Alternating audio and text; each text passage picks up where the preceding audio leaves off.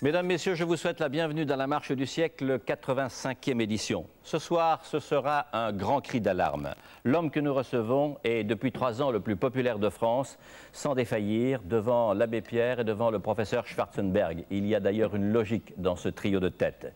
Et lui aussi, sa popularité, il s'en sert. Il s'en sert pour tyranniser les grands de ce monde et dire que la Terre court à sa catastrophe, mais aussi que l'humanité, qui borne son regard sur le très court terme, est en train de fabriquer sa perte, et cela par aveuglement. Cet homme, c'est M. Jacques-Yves Cousteau, 81 ans, et vous allez voir quelle forme.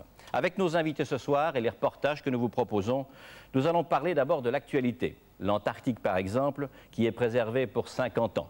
La catastrophe écologique du Golfe avec le pétrole. Mais nous parlerons aussi, et sans doute surtout, du long terme. Quelle est votre inquiétude, commandant Cousteau? C'est le fond de ce que nous allons voir. L'actualité, si vous le voulez bien. Ce matin, vous êtes allé voir le président Mitterrand. Que lui avez-vous demandé, ou bien dit, et que vous a-t-il répondu? D'abord, il faudrait que je demande l'autorisation de dévoiler la conversation avec le président. Mais enfin, je lui ai évidemment parlé de ce que nous allons dire ce soir, puisque ça fait déjà un certain temps que je cherche à lui faire parvenir notre projet de déclaration des droits des générations futures. Là, je lui ai remis en main propre et il pense qu'il tiendra sa promesse, c'est-à-dire qu'il regardera l'émission ce soir. Oui. Alors jusque-là, en effet, j'en ai pas énormément appris, mais je suppose que nous allons parler tout à l'heure très en détail de ce qu'est cette déclaration, de surtout, en dehors du geste symbolique, de ce que ça veut dire. Je voudrais, avant d'entamer ces deux parties de l'émission, l'actualité puis surtout le fond, votre regard en profondeur, ce que j'appelle votre cri d'alarme, vous poser quelques petites questions. Qu'y a-t-il, commandant Cousteau, d'inconnu dans votre biographie au jour d'aujourd'hui, et qui soit intéressant pour ceux qui nous regardent? D'inconnu? Oh, je ne sais pas.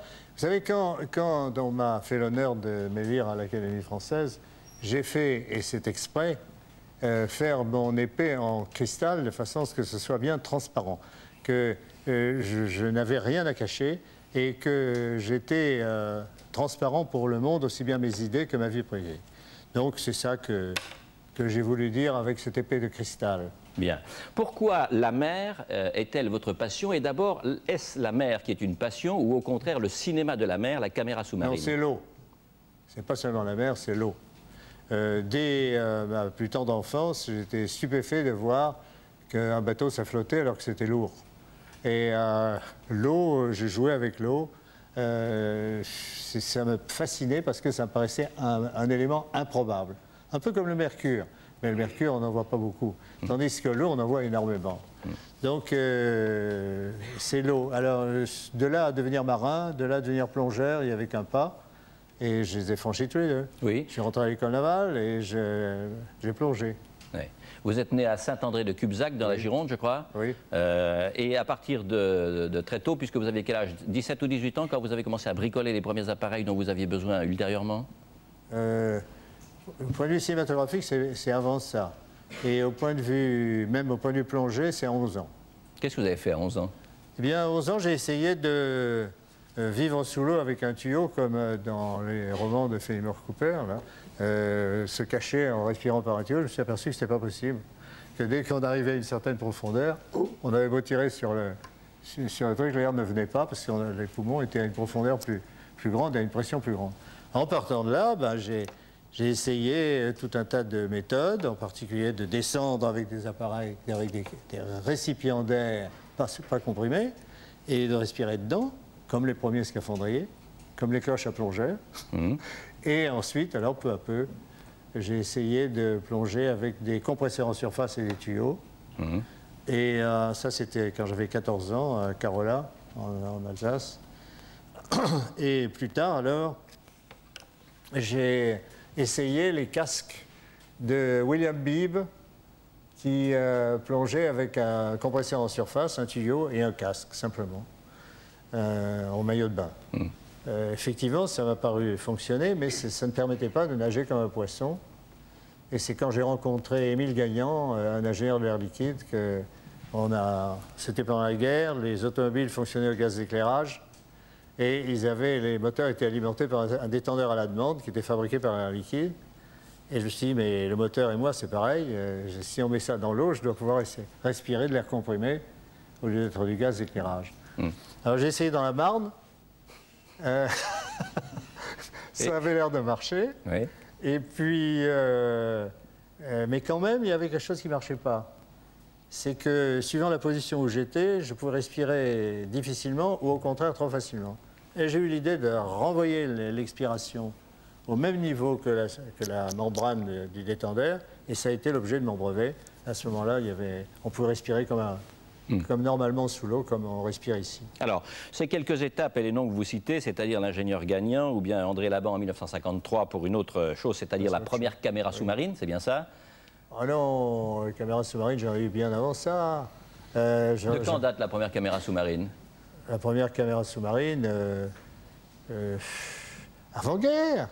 Laquelle? Avant la Deuxième Guerre mondiale, pas la première. Bon, écoutez, je vous propose qu'on regarde avec le reportage, avec quelques images, les différentes étapes dans lesquelles, en gros, vous avez commencé à bricoler, à fabriquer du matériel dont vous avez besoin, à faire des brevets et à vous entourer de gens qui ont fait des matériaux qui vous ont aidé à travailler. Regardez ce reportage.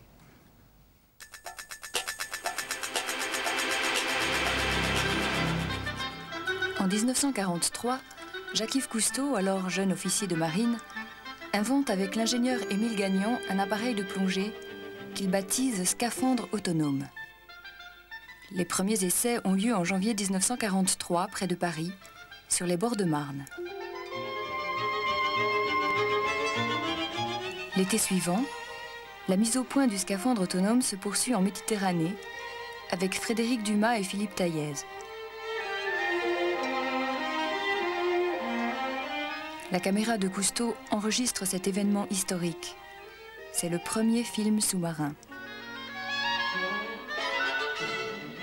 Pour ces pionniers de la plongée, les années qui suivent sont exaltantes. Ils inventent leur équipement, comme ce scooter sous-marin, pour satisfaire leur désir de découvrir un monde sous-marin encore inexploré.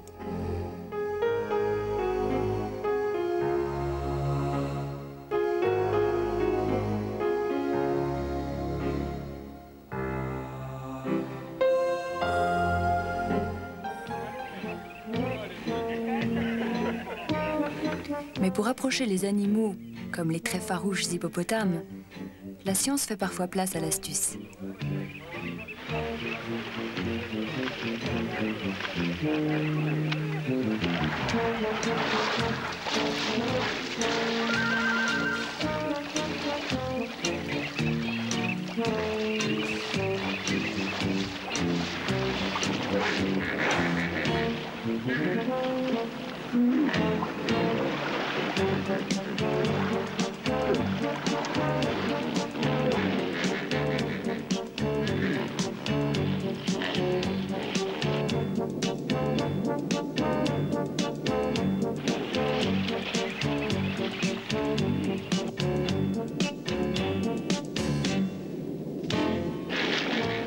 Lolita, hippo de plastique, a permis de tourner des gros plans.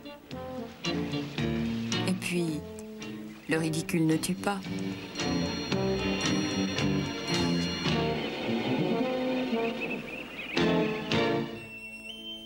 On l'appelle l'île mystérieuse.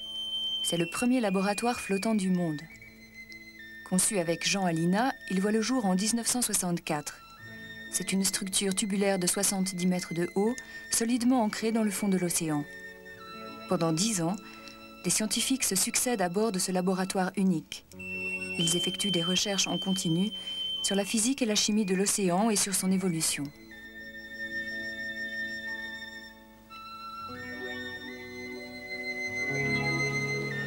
En 1959, le premier submersible de poche est mis au point avec l'ingénieur Jean Mollard.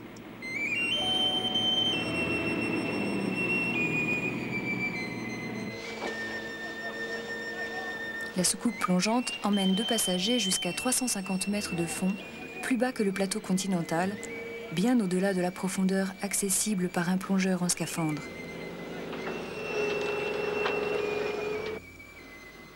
Allongés sur le ventre, les occupants manœuvrent des caméras et peuvent même prélever des échantillons.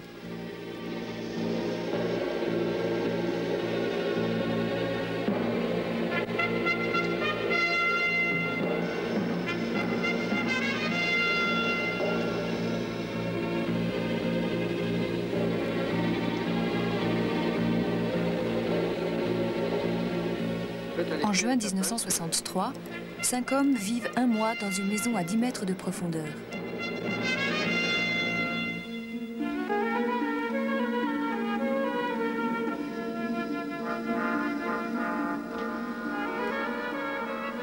Simone Cousteau passe une semaine dans cette maison sous la mer, devenant ainsi la première femme océanote.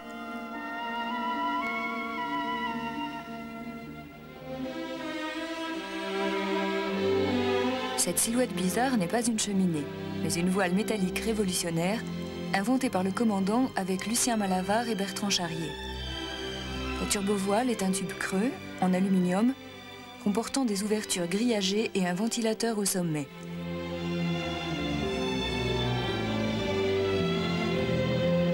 Cette colonne fonctionne comme une voile classique.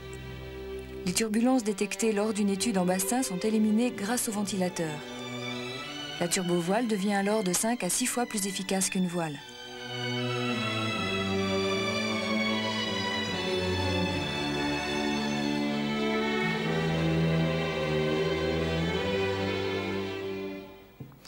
Éric Tabarly, navigateur renommé, le commandant Cousteau, c'est toujours plus profond, soit en profondeur réelle, soit en connaissance, disons, pédagogique, en vulgarisation, je dirais, scientifique de ce qu'on découvre sous la mer. Vous, votre métier, c'était d'être vite et au-dessus, sur l'eau.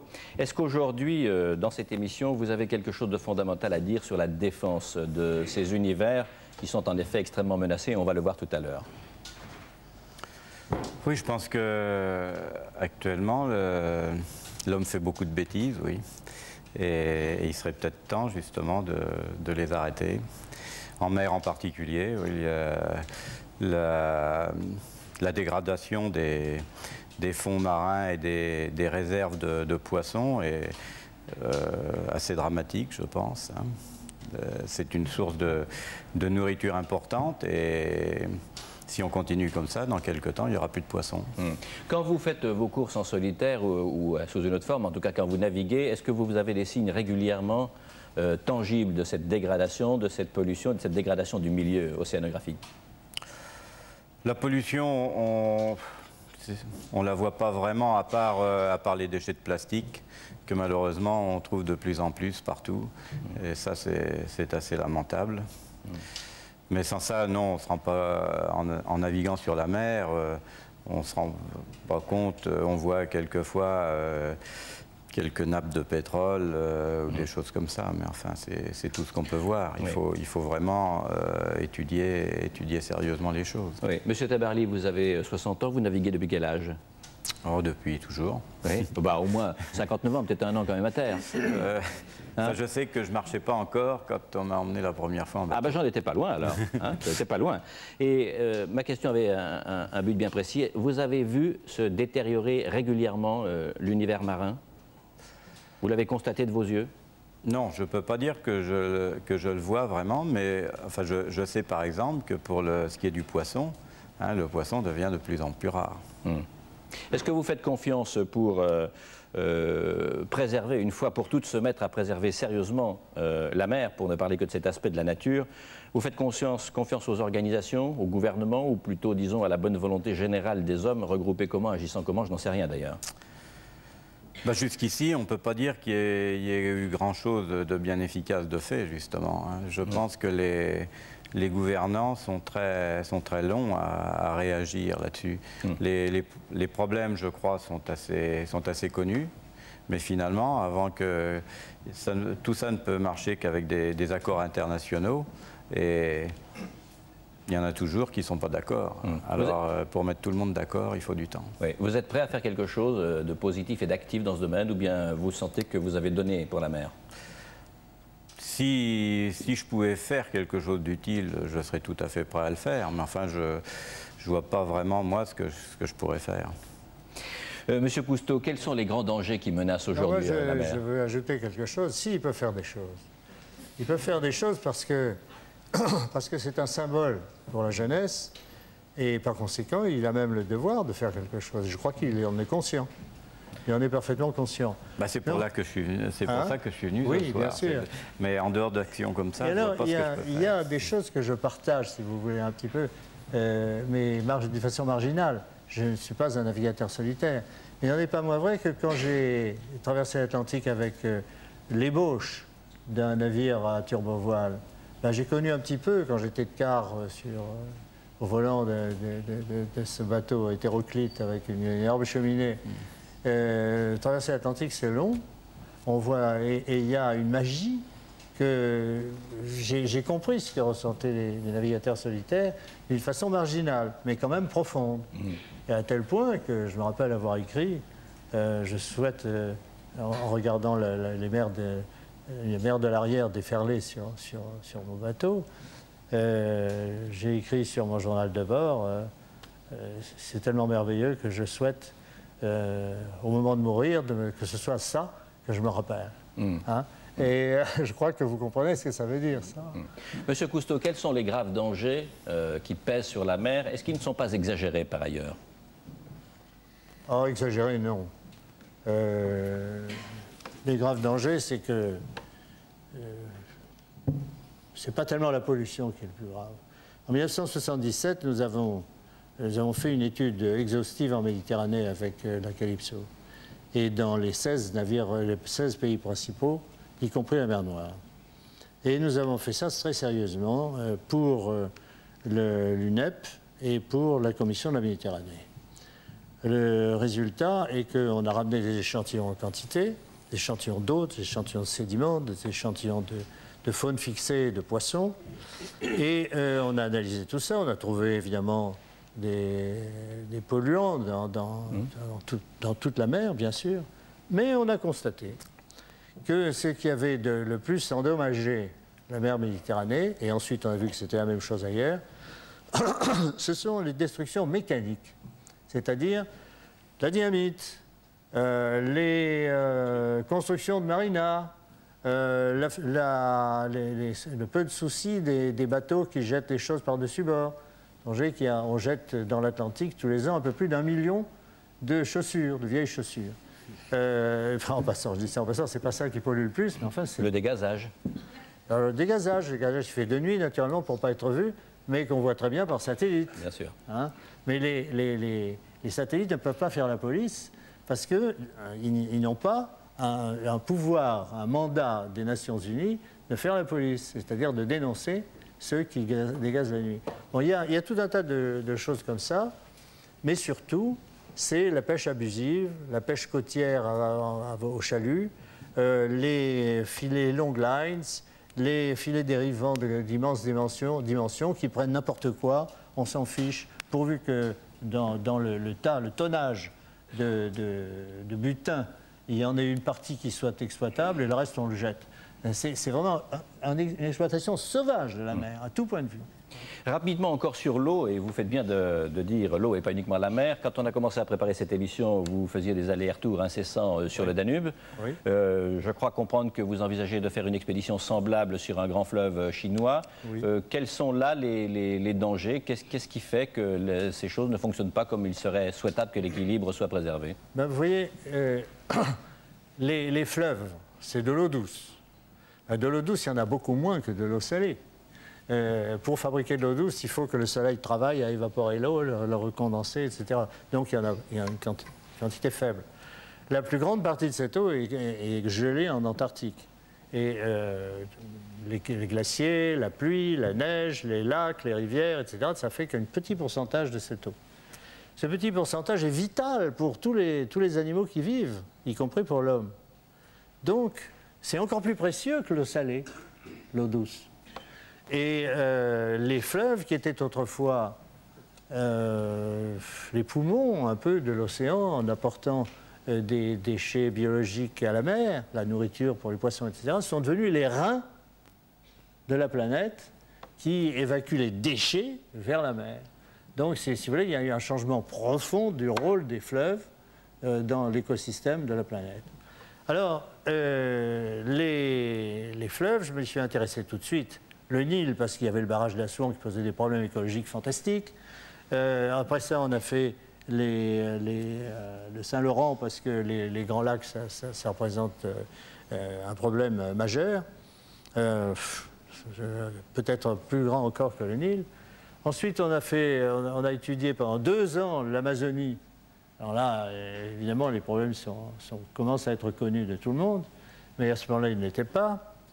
Et ensuite, nous avons fait le Mississippi. Donc nous avons déjà une grande expérience de l'étude des fleuves.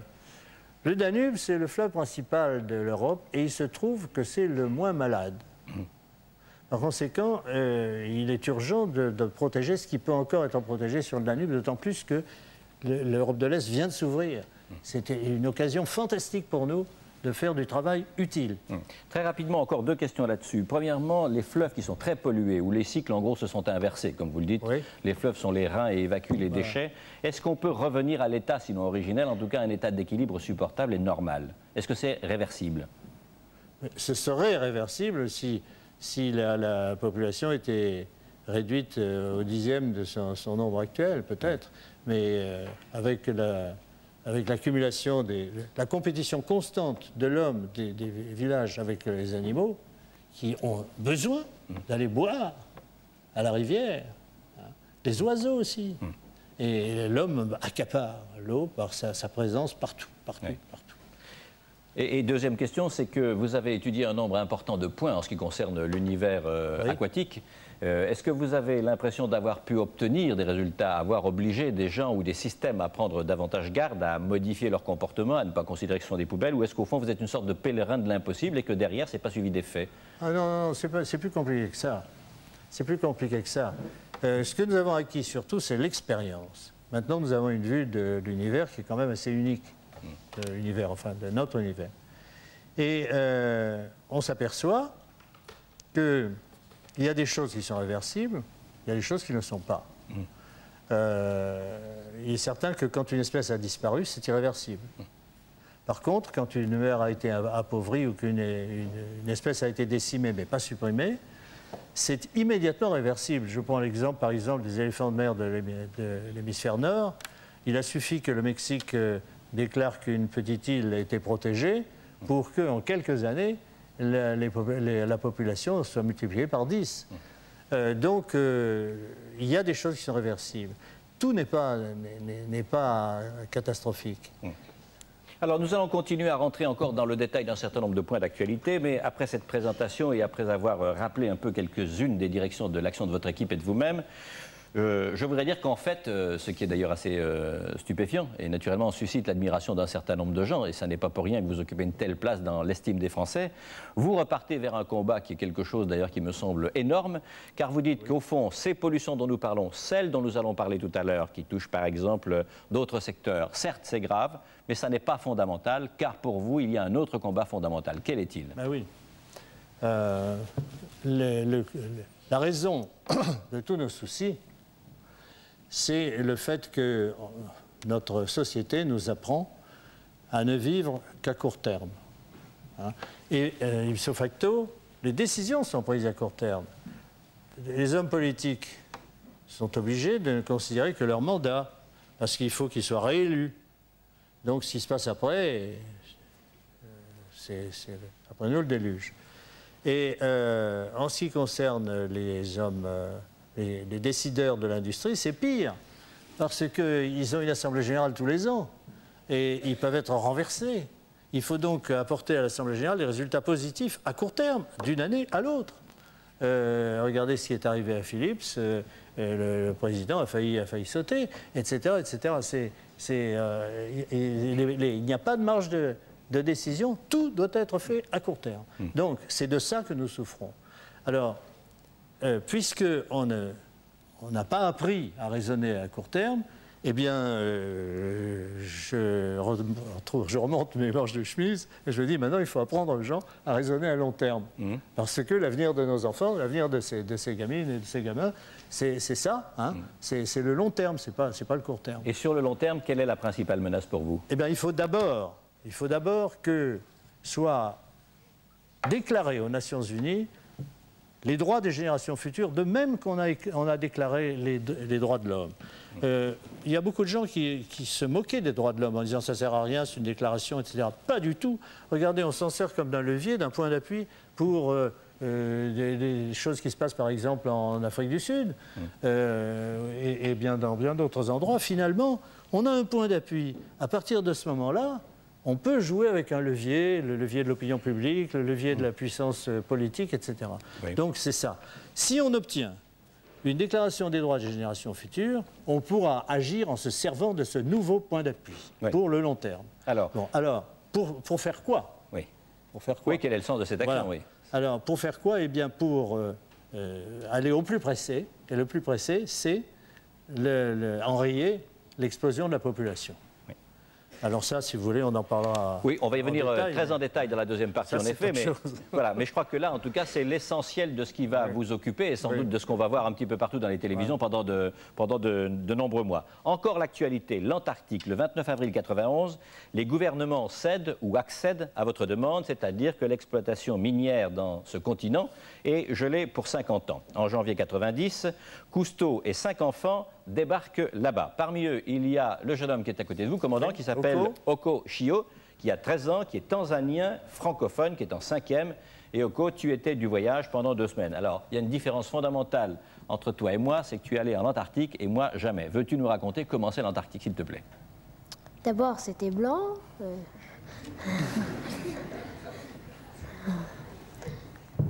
Et puis... il faisait toujours jour, qui était impressionnant. Il n'y a pas de nuit du tout? Non. Non. Alors, comment tu fais pour dormir dans ces cas-là? Quand on a sommeil, on dort. Ouais. S'il fait jour... Et qu'est-ce que tu as vu sur les parties du continent où tu étais? Il faut que tu racontes un peu, là. D'abord, tu as vu beaucoup d'animaux ou pas beaucoup d'animaux? Oui, sur la côte, il y avait plein de pingouins et des phoques. Ouais.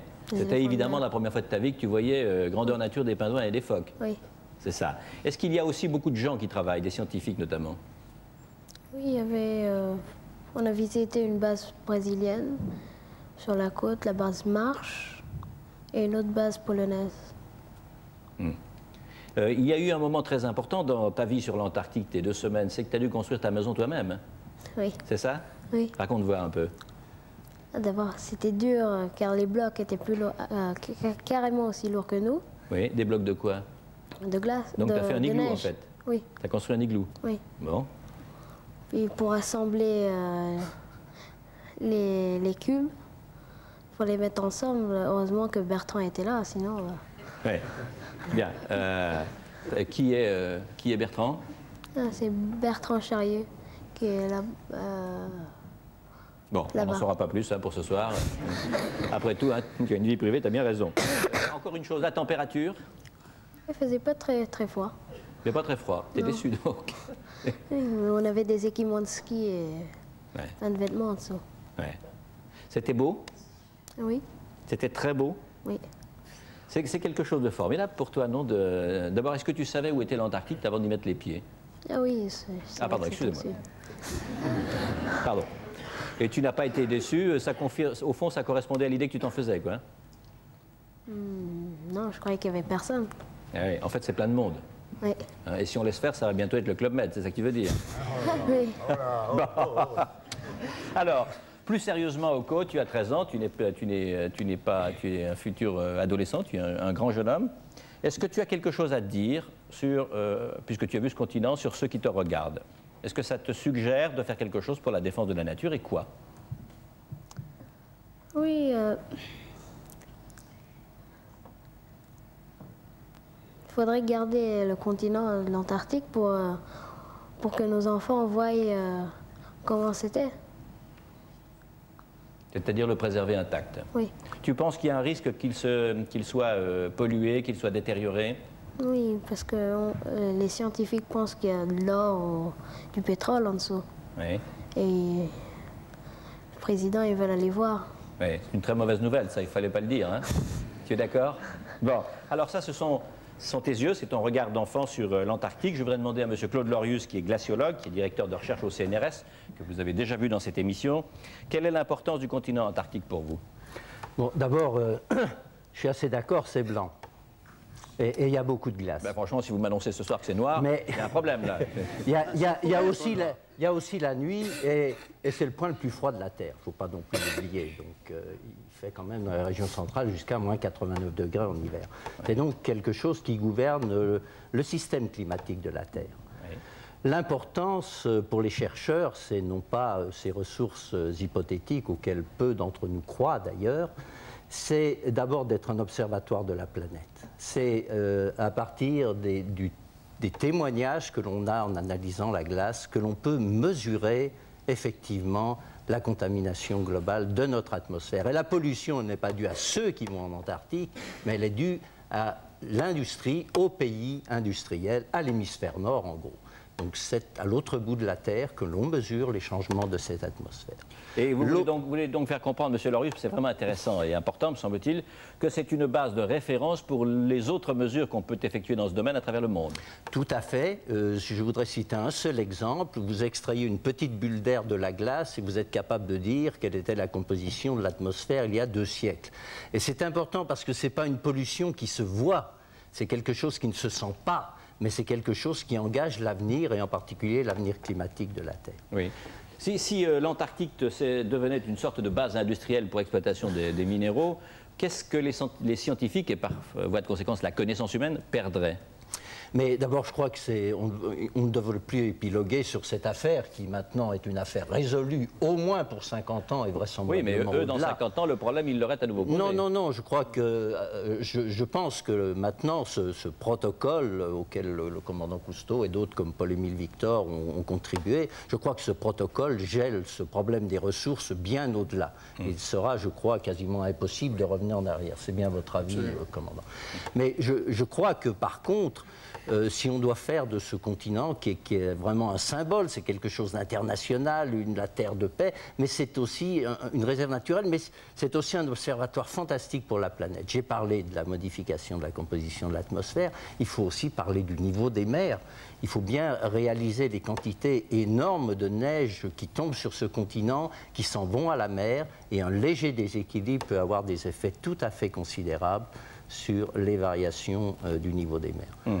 Et bien sûr, oui, je vous en prie. Mais bien sûr, chacun a entendu parler du trou d'ozone. Oui. Et c'est un autre exemple, c'est dans ces conditions extrêmes qui ont servi de révélateurs et qui ont permis aux scientifiques de tirer un signal d'alarme. Oui. Et je voudrais enchaîner là-dessus pour dire que... Sur le trou d'ozone, j'ai encore une petite chose à vous demander, M. Lorius. Cette année, tout le monde a été un tout petit peu surpris. Alors, c'est vraiment de la météorologie à 2 francs le centigrade, si je puis dire. Tout le monde a été frappé de voir que la fin de l'hiver et le printemps étaient très froids. Et là-dessus, plein de gens se sont mis à dire, parfois même à écrire, les prévisions catastrophiques sur le réchauffement de l'atmosphère et sur la couche d'ozone ne sont peut-être pas ce qu'on nous a dit que c'était. Quel est votre avis scientifique exact? Mais je pense que vous n'accordez aucun crédit à ce genre d'informations. Il est clair que le climat a des oscillations naturelles et ce dont nous parlons, c'est d'une tendance vers un réchauffement global qui se produira. Nous en sommes convaincus. De quelle importance? Et en particulier les conséquences sur le niveau des mers. Heureusement, nous avons encore beaucoup de travail à faire. Mais je ne voudrais pas, moi, adopter tout à fait l'image un peu peut-être pessimiste du commandant Cousteau quand il a dit « Je crois que beaucoup de choses sont réversibles. Le signal d'alarme est tiré. Dans l'affaire du trou d'ozone, les gouvernements ont montré qu'ils étaient capables d'agir. Et rapidement. Des mesures ont été prises. Alors, et je crois que c'est très encourageant. Vous me dites des mesures ont été prises, M. Lorius. Est-ce qu'elles ont déjà des effets? Je veux dire, est-ce qu'on mesure que déjà, sinon la tendance est renversée, en tout cas, l'excès dans lequel nous avons vécu s'amenuise? Mais M. Cavada, vous êtes justement de ces hommes qui raisonnent sur le court terme. Ce n'est pas ce qui se passe le mois prochain ou dans un an qui nous intéresse. Nous devons être patients. Le système de la Terre est compliqué. Et les scientifiques, je crois, fourniront la réponse. Mais il nous faut du temps. Monsieur Cousteau. Oui, je voudrais dire juste quelque chose à professeur Lorius. Vous avez raison de dire que des choses sont réversibles, je l'ai dit moi-même. Mais par contre, le million d'espèces que nous avons supprimées sur 12 millions, c'est-à-dire 8% des espèces vivantes, sont supprimées pour toujours. Et ça, c'est irréversible. C'est vrai. Vous raisonnez en physicien, pas en biologiste. Commandant Cousteau, vous êtes partisan d'arrêter les recherches scientifiques également sur l'Antarctique? Ah, pas du tout, pas du tout, pas du tout. Écoutez, c'est moi qui ai lancé le slogan Terre de science. Hein, réserve naturelle, Terre de science.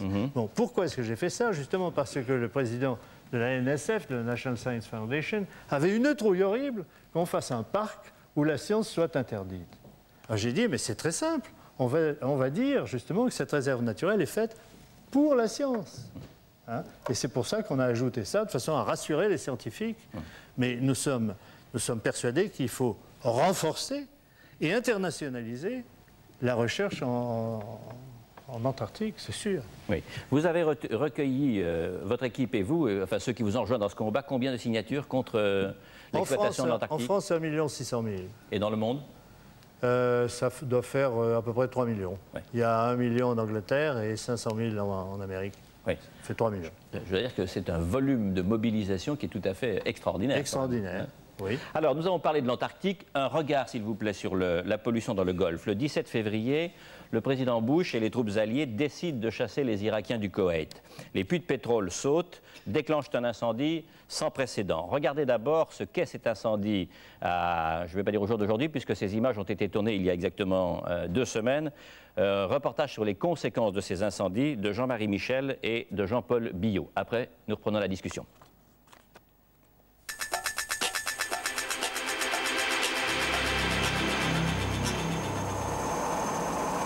Soleil noir au pays de l'or noir. À 30 km de Kuwait City, 500 puits en feu, 500 torchères vomissent des flammes de la hauteur d'un immeuble. Chaque jour, 100 millions de dollars partent ainsi en fumée, 3 fois la production quotidienne de l'Émirat avant la guerre. Depuis 3 mois, un gigantesque couvercle de suie recouvre une partie du pays, avant de retomber en pluie noire selon les humeurs du ciel, sans que personne n'y puisse rien. La deuxième catastrophe écologique de tous les temps après Tchernobyl, résultat d'une véritable guerre contre nature, attire scientifiques et experts du monde entier. Le désert koweïtien est devenu un laboratoire grandeur nature, un champ d'expérimentation à ciel ouvert. Michael Bailey et Kerry Plowright dirigent l'association écologique Earth Trust. Basés à Hawaï, ils se définissent comme des écolo-activistes. Michael Bailey est toxicologue. La combinaison et le masque à gaz sont indispensables pour approcher au plus près des puits et prélever des échantillons de terre qui seront analysés aux États-Unis.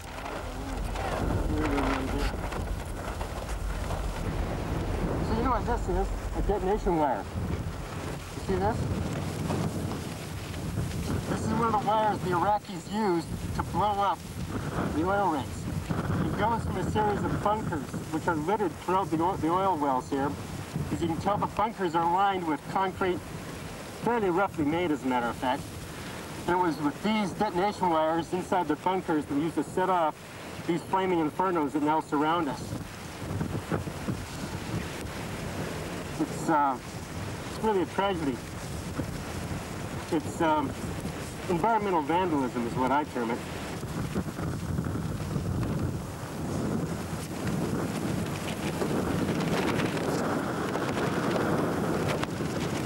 Ici, c'est le désert qui flambe, un étrange mélange de sable et de feu alimenté par un geyser de pétrole. Au plus près du puits, la température frôle les 300 degrés.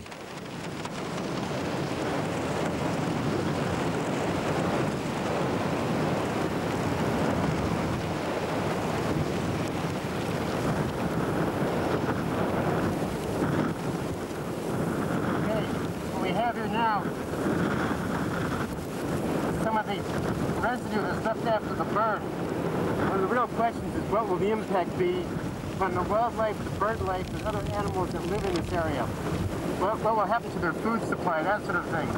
With this ash that now covers virtually hundreds of square miles of the Kuwaiti coastline, this immediate fire area where the wells are, that sort of thing. By analyzing these residues, we'll be able to better determine the potential cancerous, carcinogenic effects, what the effects will be upon local wildlife, what the effects will be upon any water supplies that are in the area, that sort of thing.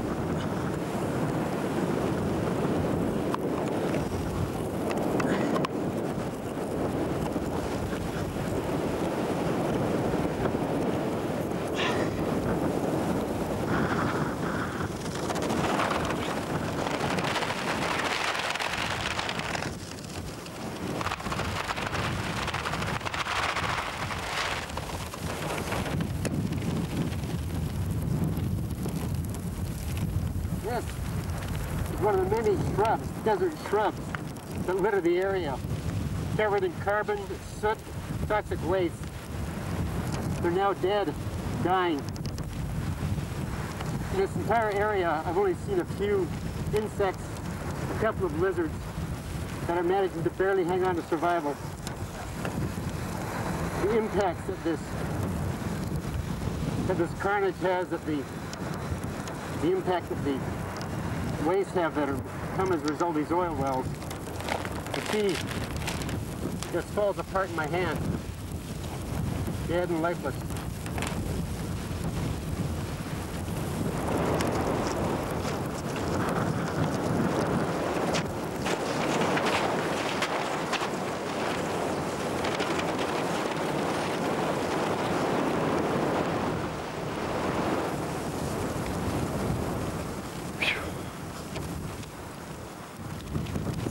C'est une guerre qui détruit des créatures sans défense, des oiseaux et toute la faune du désert. La marée noire et le pétrole qui continuent à s'écouler dans la mer tuent les dauphins, les mammifères marins et les tortues de mer. Et même les nuages. Toute la Terre. C'est un crime contre la planète, un crime contre notre mère la Terre.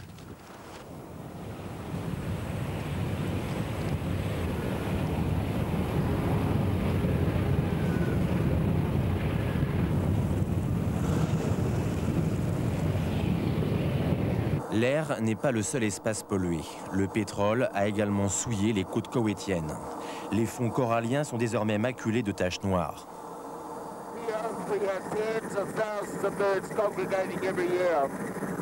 An estimated 25 to 35,000 birds have died so far due to the oil contamination.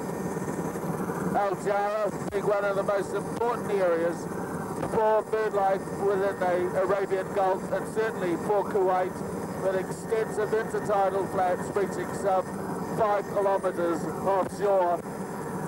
These rich nursery areas for fish and shrimps and feeding areas for birds have been moderately to heavily contaminated by oil.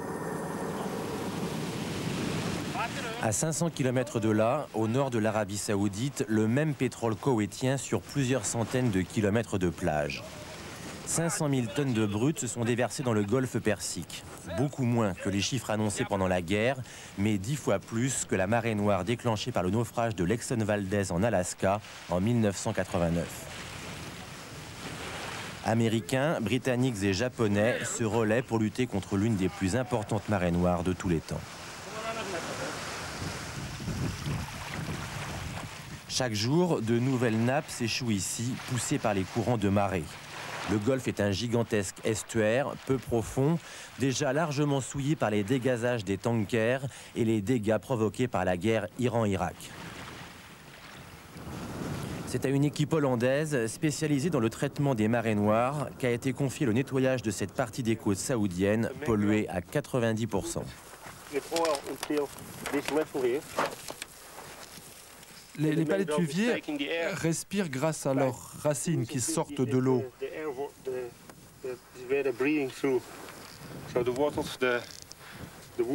Elles ont été totalement polluées par le pétrole.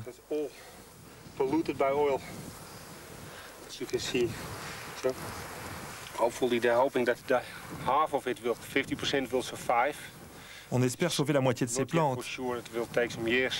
Mais ce n'est pas sûr, on le saura que dans quelques années.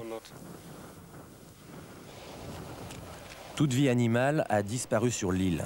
Le poison noir s'infiltre partout. Les crabes, les serpents et les oiseaux ont été les premiers touchés. Ces pompiers de la mer ont travaillé en Alaska, sur les côtes bretonnes ou en Méditerranée.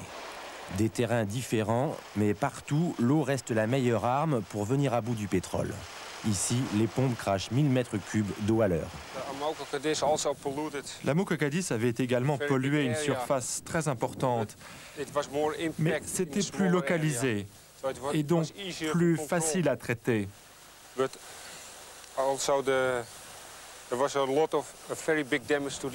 Pour la Moukokadis, les dégâts étaient très importants, mais c'était une région de rochers plus simple à nettoyer.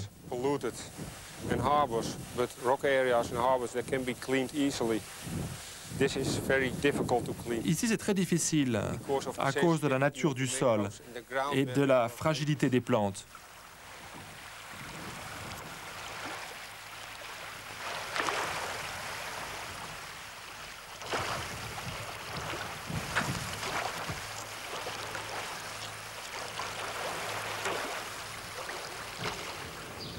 À quelques kilomètres de là, le centre d'études de la vie animale de Jubail. Financé par les autorités saoudiennes, il a été créé à l'origine pour recenser les oiseaux, nombreux sur cette côte. Depuis 3 mois, les biologistes ne s'occupent plus que de soigner les rares oiseaux rescapés. Le pétrole en a tué plus de 20 000, le 10e à peine a pu être sauvé. Des cormorans, des oiseaux qui hivernaient dans le golfe Persique, piégés par la marée noire.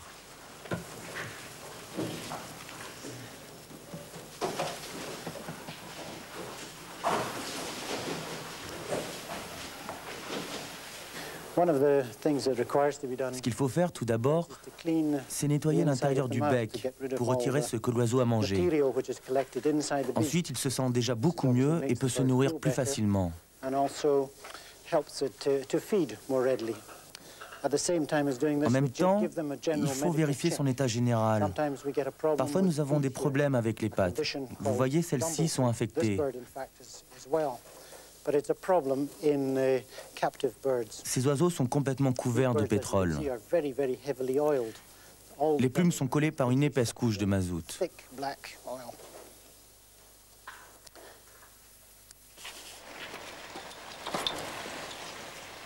La piscine du centre de vacances voisin a été réquisitionnée.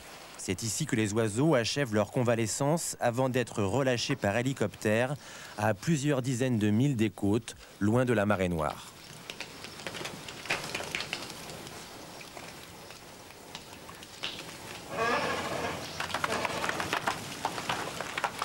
Ceux-là sont sauvés. Restent les oiseaux migrateurs venus d'Afrique. Une partie de ces espèces rares évitent la région. Leur système d'orientation déréglé par la fumée. Les autres, ceux qui se posent, se laissent mourir. Au Koweït, c'est le désert qui est malade. Ici, la guerre continue. Un combat contre le feu qui sera long et coûtera peut-être plus cher au pays que la guerre elle-même. L'émirat ne retrouvera pas sa capacité de production de brut avant des années. L'addition se chiffre à plusieurs dizaines de milliards de dollars. 4 sociétés chargées de l'extinction des puits, 3 entreprises américaines et une canadienne, travaillent ici depuis 3 mois au milieu des nappes de pétrole, des mines irakiennes et des bombes à fragmentation lancées par l'aviation alliée. Des pompiers sans eau qui doivent équiper de pompes les pipelines pour faire remonter l'eau du golfe Persique à 10 km de là, vers les puits en feu. Habitués à se partager un marché annuel d'une quinzaine d'incendies, les 140 pompiers volants présents sur place, payés chacun 1 000 $ par jour, doivent cette fois éteindre le plus gigantesque feu qu'a connu la planète. Il n'y a aucune différence avec ce qu'on fait d'habitude. Ça vient toujours du sous-sol et ce serait la même chose dans le centre de Dallas. En fait, c'est un feu comme les autres. Il y en a plus que d'habitude, c'est tout.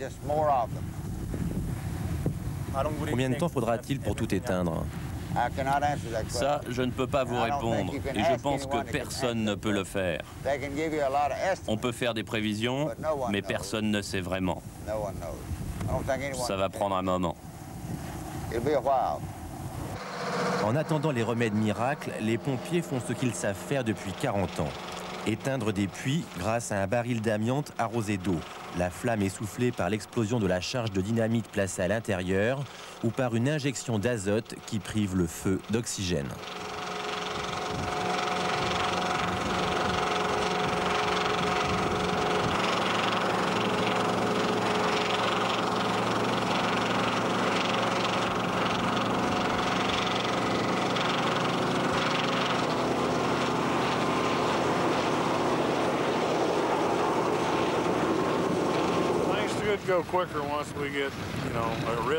Les extinctions s'accélèrent.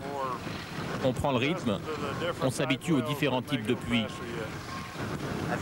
Vous n'avez jamais eu affaire à des feux aussi importants? Non, non, j'ai jamais vu ça.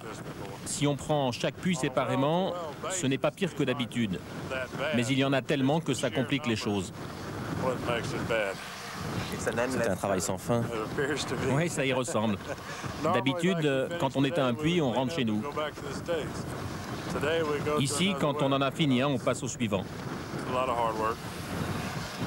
Vous êtes prêts? Oui, j'espère. Allez, on y va.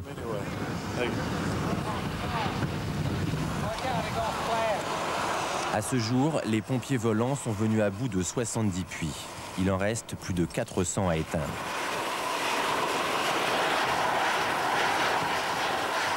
Saddam Hussein a perdu la guerre, mais celui qui restera comme l'un des plus grands pyromanes de l'histoire a atteint l'un de ses objectifs: détruire les ressources du Koweït et menacer l'équilibre écologique de la région.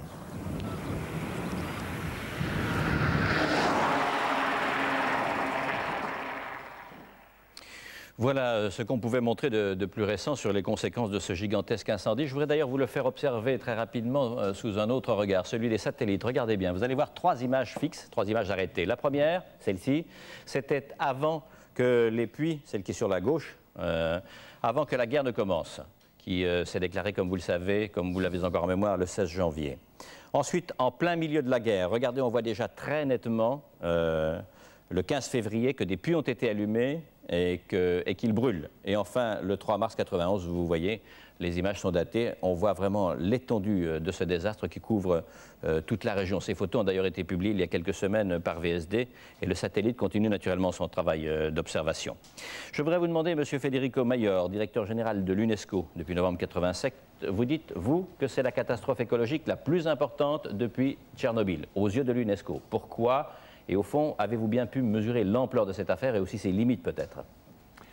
Je pense que c'est très clair, c'est que ce reportage que nous venons de voir le démontre, c'est qu'on a une technologie et les connaissances pour l'exploitation, pour la distribution commerciale, pour les affaires, mais on n'est pas préparé du tout pour faire face aux catastrophes comme celle que nous venons de voir.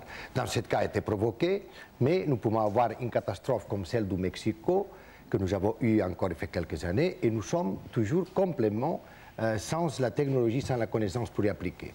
C'est vrai, je viens finalement de voir quelles sont les dernières données concernant le feu, et je pense que, comme auparavant il a été dit, il y a le court terme et le long terme, quelles sont les implications à court terme et quelles sont à long terme, et aussi les effets locaux et globaux.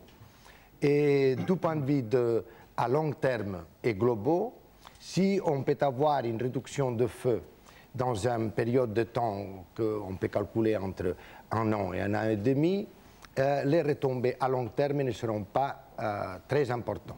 Mais du point de vue local, oui, c'est vrai, nous venons de le voir, il y a sur la faune, il y a sur la vie et aussi sur les personnes qui habitent toute cette région, pas seulement la région de Koweït, mais l'Iran, le Pakistan et même le nord de l'Inde qui ont été affectés. Donc, cette directe implication à court terme, c'est important, mais du point de vue scientifique, l'établissement de quelles sont vraiment les coordonnées de cette catastrophe n'ont pas pu encore être établis. Et je ne souhaiterais pas qu'on exagère, comme on a fait dans le cas de Tchernobyl. On a donné, si vous voulez, au début, de chiffres trop grands.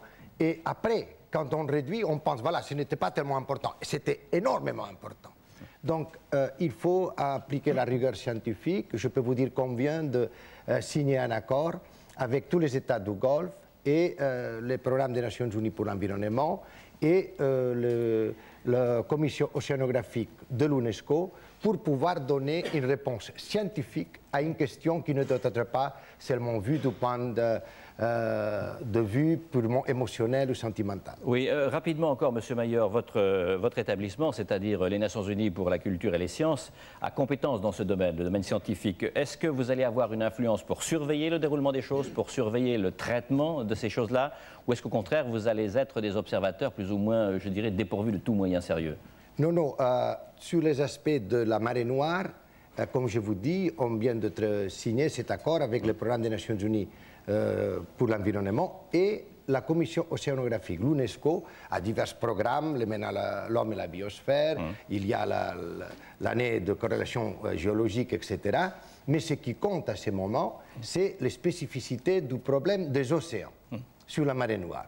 Et sur cela, comme je vous dis, on vient de...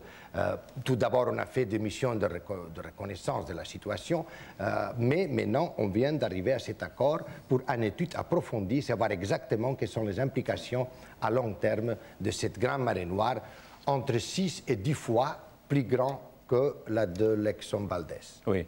Commandant Cousteau, quelle est votre appréciation sur cette affaire, avant que les jeunes gens qui ne sont à côté de vous ne vous posent des questions? Alors, qu'est-ce qu'on fait? D'abord, vous. Vous voulez d'abord? Bon. Moi, je pense que c'est un exemple merveilleux de court terme et long terme. On est là à s'extasier sur les conséquences de cette marée noire, de ces puits qui brûlent, etc.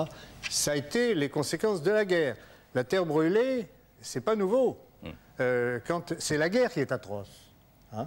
Alors moi, pour moi, le court terme, c'est les conséquences qu'on voit de la guerre.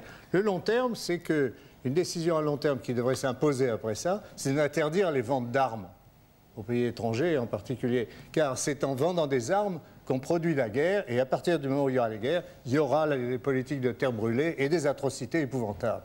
Hein? Pour faire cesser les atrocités, le long terme, c'est d'interdire les armes. Et de remonter à la cause. Et ça, il n'y a pas d'autre solution. Oui. Donc, si vous voulez, on déplace, on aveugle les gens en leur disant, voilà, les puits de pétrole, ceci, la pollution, etc. Alors que le véritable problème, c'est d'interdire, d'avoir un tribunal pour condamner les marchands d'armes. C'est un problème auquel vous allez vous attaquer un jour, ça? Bien sûr. Oui. Alors, des questions de deux jeunes gens. Je vous présente à côté de vous Oko, ça vous le connaissez puisque vous l'avez amené, en Antarctique. Et puis à côté d'Oko, Antoine Crène. Antoine Crène, il a 12 ans. Antoine Crène est un garçon qui était déjà dans une émission de la Marche du siècle. C'était le 26 décembre dernier. Elle s'appelait Rêve de petit prince. Et il s'agissait de recevoir un certain nombre d'enfants qui luttent pour leur santé en leur demandant ce qui leur ferait le plus plaisir. De quoi rêvait-il? Alors Antoine nous avait dit à ce moment-là, c'est très simple. Moi, je veux rencontrer le commandant Cousteau. Eh bien, tu l'as sous les yeux. Eh bien, vas-y, dis-nous ce que tu veux lui demander, ce que tu veux en faire. Je lui ai demandé s'il avait déjà plongé. Il m'a dit non. Alors, j'ai dit que c'est une lacune qu'il fallait combler. Hein? Alors, Antoine. Est-ce que la faune du Golfe que va-t-elle devenir? Voilà une question qu'on aurait dû poser d'ailleurs au départ de cette histoire. Ce pétrole, pas celui qui brûle, mais le pétrole qui a enrichi le Golfe Persique, je suis désolé, mais c'est un peu mon pétrole. Parce que c'est en 1954, la Calypso et moi, qui l'avons découvert. Et parfaitement, au large d'Abu Dhabi. Bon. Par conséquent, pour découvrir ce pétrole, ils ont énormément plongé pendant 3 mois. On a étudié tout le Golfe Persique à cet endroit-là, ou à peu près, un peu plus au sud, mais pas beaucoup. C'était pas réjouissant pour les plongeurs, car le fond du Golfe Persique, c'est à peu près comme cette table. Hein. C'est une dalle de CO3Ca, de carbonate de calcium, oui, il va être content, lisse, sans aucun corail, sans rien. Et au point de vue poisson, on voyait des serpents de mer venimeux, on voyait quelques requins, mais enfin c'était vraiment le désert marin. Alors que tout à fait dans le sud, au détroit d'Ormuz, il y a des coraux, il y a des jolies choses. Donc déjà en 1954, avant les pollutions de dégazage, etc., c'était déjà quasiment un désert. Par conséquent, bon, cette marée noire est bien regrettable, mais les dégâts qu'elle a pu faire, je parle de la marée noire, hein, je ne parle pas des incendies de puits de pétrole, ça n'a pas fait grand-chose au point de vue écologique. Hein, voilà mon opinion. Donc vous le rassurez là plutôt? Oui. Bon. Oko, tu as une question aussi? Père, en tant qu'enfant, pour arrêter la pollution pétrolière, par exemple dans le Golfe ou dans la mer Méditerranée? Bon. Eh bien, c'est certain que c'est plus difficile pour les enfants que pour les adultes de faire quelque chose. Mais ce que vous pouvez faire, vous, les mômes, c'est d'asticoter vos parents pour qu'ils agissent déjà, et vos professeurs, de façon à ce qu'il y ait une espèce de levée de bouclier pour empêcher ces destructions. Comment est-ce qu'on peut empêcher les marées noires? Je ne parle pas des marées noires de la guerre, hein, parce que ça, c'est un artefact. Mais les marées noires accidentelles des bateaux, ça fait 20 ans que nous les demandons. Ça a paru d'ailleurs dans le courrier de l'UNESCO il y a 20 ans, hein, la recette que je proposais pour supprimer radicalement les marées noires. C'était en gros de copier la sécurité aérienne pour la sécurité maritime. C'est-à-dire, les bateaux doivent avoir le pavillon du propriétaire et non pas le pavillon de complaisance. Les coques doivent être doubles, les machines, il doit y avoir 2 hélices, etc. Les bateaux ne doivent pas dépasser 30 à 40 000 tonnes parce que autrement ils ne sont pas manœuvrants, donc ils ne peuvent pas éviter les accidents. Comme de même qu'il y a 2 pilotes sur un avion pour assurer la sécurité, il faut 2 officiers de quart sur la passerelle en permanence, et non pas un officier de quart et un matelot qui ne connaît rien, qui sont tous les 2 ivres morts d'ailleurs, etc. Car c'est comme ça que les accidents arrivent. Donc il y a, si vous voulez, tout un tas de mesures simples, rationnelles, évidentes, mais personne ne bouge. On attend, parce que dans le court terme, c'est pas rentable. Et dans le long terme, c'est vachement rentable. Yves Dutheil. J'aurais une question à poser au commandant Cousteau. Pourquoi vous n'avez pas pris le pouvoir? Quel pouvoir? Le pouvoir en France? La France, c'est 1% du monde, mon vieux. Il n'y est pour rien.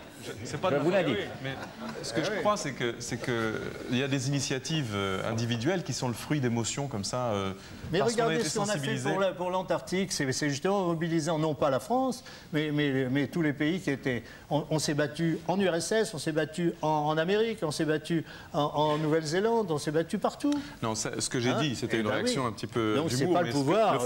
Le pouvoir, c'est courir après le pouvoir, ça mène à rien. Non, le fond de la question que je voulais vous poser, en fait, c'est que je crois que là où les solutions pour arriver à dépasser ce genre de problème, c'est justement de suivre des gens qui n'ont ni la vision à court terme qu'ont les politiciens ou les industriels ou les gens qui ont ou l'argent ou le pouvoir, et de suivre ces gens-là dans la mesure où ils peuvent avoir la parole, où ils peuvent la prendre, et ils peuvent aussi prendre des mesures et faire des études intéressantes, amener des rapports qui sont indépendants et du pouvoir et de l'argent.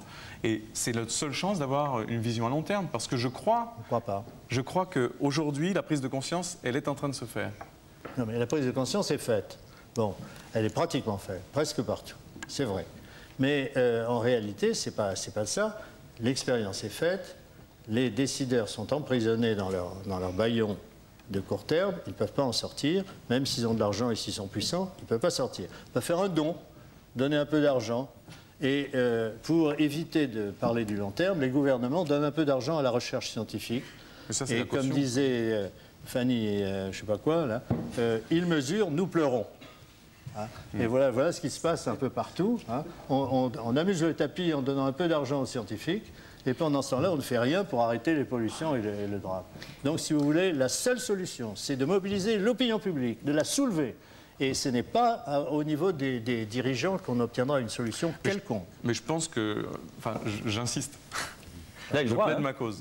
Oui. Je plaide ma cause. Parce que je crois que ça passe par la prise de conscience, effectivement, des individus, donc l'éducation des enfants, la sensibilisation des adultes. Voilà, c'est ce qu'on fait. Et pour aboutir à quoi? À changer la loi. Parce que ce que vous dites par rapport aux pétroliers, le double coque... On changera la loi quand les gens sont obligés de changer la loi, par la pression populaire. Je suis bien d'accord, mais je crois que la pression populaire, elle existe dans la mesure où il y a des gens passionnés, des gens sensibilisés. Non, les gens sensibilisés, ils sont là, ils m'écrivent. Et ils disent, qu'est-ce que je peux faire, moi, simple cuisinière, qu'est-ce que je peux faire, moi, ouvrier de chez Renault, etc. C'est très beau, vos trucs, mais je peux rien faire. Bon. Alors, il y a un domaine, M. Cousteau, sur lequel je voudrais enchaîner, y compris d'ailleurs si ça doit soulever les mêmes divergences d'action, parce que c'est un domaine qui vous semble très important. Je dois dire que celui-là aussi va soulever probablement un grand mouvement d'opinion, et en tout cas, on peut compter sur vous pour s'y employer. À votre naissance, M. Cousteau, 1910, 1 700 000 habitants sur la planète, aujourd'hui 5,6 millions. Oui, ça a triplé pendant ma vie. Voilà. Alors, vous dites, ça, c'est vraiment le problème le plus grave. Alors, voulez-vous expliquer le fond de votre pensée? Ben, le fond de ma pensée, tenez, non, c'est pas ça, mais j'avais un papier des Nations Unies. Hein, c'est pas... milliards. Hein, il s'agit de milliards. Oui, de milliards. 2 milliards d'habitants, j'ai dit quoi?